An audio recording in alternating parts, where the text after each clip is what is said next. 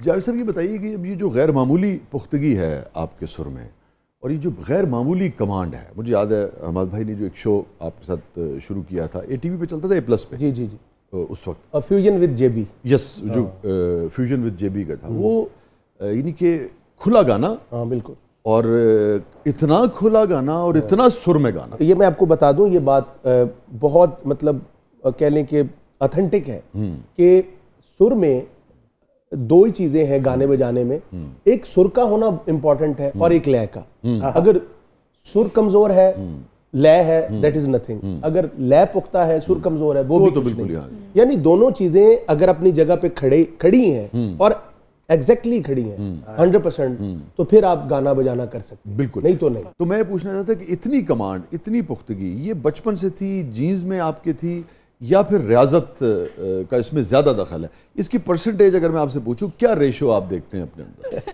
पहले तो बड़ी रियाजत करता था। मेरी वालदा कई दफा ना, मैं कैफी भाई मैं रियाज करता तो पसीना बड़ा अजीब, 8-8 घंटे 6-6 घंटे का मेरा रियाज था। तो मैं देखता था कि मेरी वालदा घबरा जाती थी। वो कहती इतनी गर्मी में, मतलब पंखा भी बंद किया हुआ है। अब ये बड़ी कमाल की बात है कि जब पंखा चलता है ना तो सुर की फ्रीक्वेंसी दिखती है, तो वो मुझे पंखा बंद करना पड़ता था। तो वो पसीना और बुरा हाल।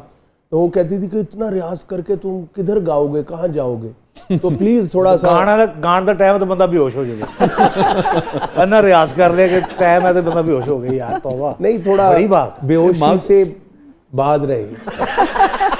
माँ को तो फिर फिक्र होती है। क्या अच्छा, बात। तो लेकिन 8 घंटे रियाज बड़ी बात। बड़ा रियाज किया अल्हम्दुलिल्लाह। तो अब वो उससे ये होता है कि आपका फिर ये भी मैं आपको बता दूं, ये यंगस्टर के लिए बात है। मैं ये सवाल भी देखे ना, ये सवाल मैंने इसीलिए पूछा कि लोगों को अंदाजा हो कि जावेद बशीर अपने सुरों में एक जादू पैदा करते हैं, तो वो जादू जो है वो बगैर रियाजत के पैदा नहीं हुआ है। क्या बात। नहीं, वो तपस्या है। जी हाँ, वो यही है कि मतलब एक चीज है, मैं आपको अभी सुनाता हूँ। ये है सा ने सा रे मा पा रे ने पा ने सा। अब देखिए ये रियाजत है। रे रे सा रे गा मा मा रे मा रे बा मा मा मा रे रे बा नी बा दा दा नी दा नी रे रे रे रे दा नी दा नी रे बा नी रे रे रे रे रे रे रे दा दा नी दा नी रे बा मा मा रे रे रे दा। क्या क्या जो मैंने क्या किया? हाँ, थोड़ा मतलब ये रे रे रे सा आंदोलन है। हाँ। इसको आंदोलन बोलते हैं। जी, आंदोलन झूलता हुआ। हाँ, तो वैसे इसको जो जब पानी निकल जाता है समंदर से, जो वो लहरें होती हैं, आंदोलन उसको भी बोलते हैं। जो लहरों के निशान होते हैं। मिकाल हसन बैंड का एक एल्बम है तो उसमें गाना भी था आंदोलन। हाँ बिल्कुल, तोरे बिना मोहे चैन, तोरे बिना, वो भी सुनाता हूँ आज। क्या बात। कैफी का मिजाज तोरे बिना की तरह म्यूजिक का। तो वो ये मेहनत की बात है। और मैं समझता हूँ ये ऊपर वाले की तरफ से भी होता है वसी भाई, है तो ऊपर वाले की तरफ से, बेसिक तो वही है। असल में तो देखिए जावेद साहब, हकीकत क्या है? हकीकत ये है कि उसने फर्ज कर लीजिए आपको 60% गला दे दिया, बाकी 40% रियाजत से लिया। बस बज़ाहिर इंसान ये समझता है कि रियाजत मैंने की, 8 घंटे मैं बैठा, पसीना मैंने निकाला, मगर उस रियाजत की तौफीक भी उसी के दिए हुए आजाद से और उसी के दिए हुए जहन से और उसी के दिए हुए गले से कर रहे हैं। तो सब कुछ ही उसी का है। मैं तो इसको इस तरह भी देखता हूँ कि अगर वो चाहे, जी तौफीक का जो लफ्ज़ देखो ना, अगर वो नहीं चाहता तो फिर वो बंदा सारी जिंदगी हुक्का ही पींदा रहता है। उन्हें नहीं पता कि हुक्के दे विच की है। सॉरी, अगर कोई हुक्का पींदा तो मैं उसको माफी। तो भी सुरीला करके पींदे होने हैं।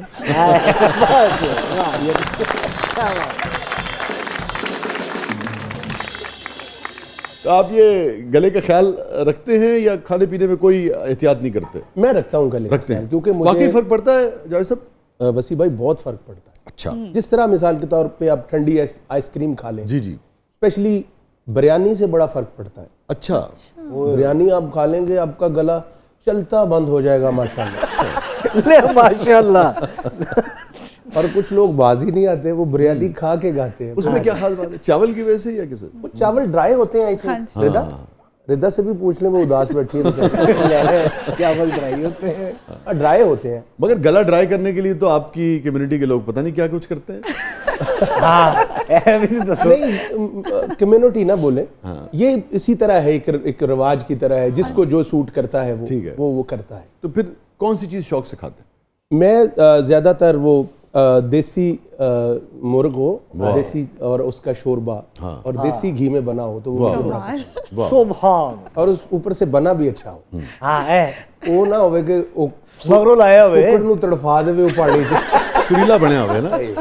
ਇੰਨਾ ਪਾਣੀ ਪਾ ਦੋ ਕੁੱਕੜ ਚੁੰਦਾ ਹੋ ਕੇ ਤੈਰਨ ਲੱਗ ਪਵੇ ਹਾਏ ਹਾਏ ਤੌਬਾ ਨਾ ਕੁੱਕੜ ਉੜ ਜਾਏ ਵਿੱਚ।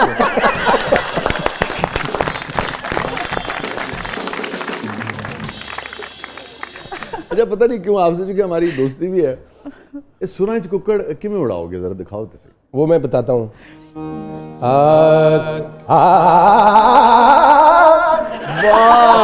हो गया ये।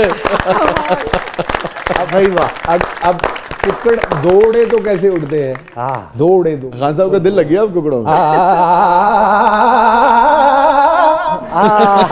डबल कर दिया उसको। क्या बात। तो शादी के बाद भी आपका 7-8 घंटे का रियाज जारी रहा या? शादी के बाद मेरी मसरूफियत हो गई। 2002 में मेरे गाने आना शुरू हो गए, मिकाल हसन बैंड, और पहला गाना मेरा आया था कि मैं मुखड़े तो नजरा हटावा, बाली सागू, जो कि बाली सागू के साथ रोमांस एंड डांस विद बाली सागू। उसमें घर आजा नहीं हो दिल लगदा सुपर हिट हुआ था, फिर दीवाने नचदे सुपर हिट हुआ था। जी जी। फिर उसके बाद एक ऋषि रिच की एल्बम आई थी सिंपली रिच, वो भी गाना मेरा बहुत सुपर हिट हुआ था कि मैं मुखड़े, तो वो भी मैंने खास साहब का डब किया था। वाह। तो इस तरह मेरी वो चली बात। तो मैं इतना फिर बिजी हो गया, फिर शादी के बाद रियाज करने का इतना मौका नहीं मिला। नहीं मतलब 6-7 घंटे 5 घंटे बेगम साहबा को नहीं, फिर रियाज नहीं हुआ क्योंकि अच्छा, फिर हुआ नहीं। मैं बिजी हो गया था। फिर इसी तरह होता है कि कोई ऐसा मौका मिले या कोई ऐसा कॉन्सर्ट हो, जिस तरह इंडिया में जाता था तो वहाँ के ऐसे शोज होते थे जिनके लिए मुझे रियाज करना पड़ता था। और आप तो लाइव गाते हैं वहाँ जाके। वहाँ लाइव होता ही लाइव है, गाना होता ही लाइव है। गाना गाना बजाना अगर लाइव नहीं है और अल्लाह की मेहरबानी से सुर और लय में नहीं है तो वो दैट इज नथिंग।